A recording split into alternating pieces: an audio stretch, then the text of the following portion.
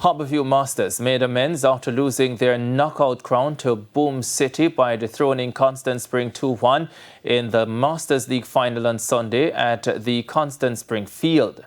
But Harbour had to do it the hard way as they fell behind in the 18th minute when Alric Walters gave Constant Spring the lead. But the Stars of the East hit back in the 76th minute to pull level, thanks to Easton Evans, and the win was completed 10 minutes from full-time. O'Neill Marshall with the winning goal as Harbour were crowned champions.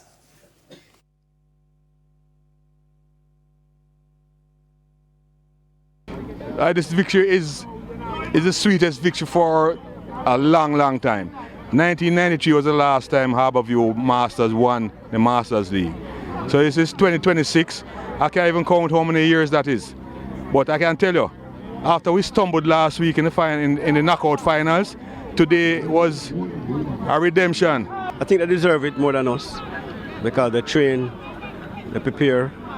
We did not train according to the whole season. We never really trained. So in the last part of the game, you could see where condition was a factor and unforced errors. Now, Davian Alves was the MVP of the league. Top scorer award went to Orlando Bennett of Benbow Masters.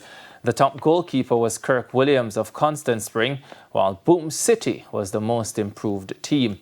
Over in the knockout competition, Greg Whitaker of Boom City was named MVP, while Kwame Richardson of Santos was the leading scorer.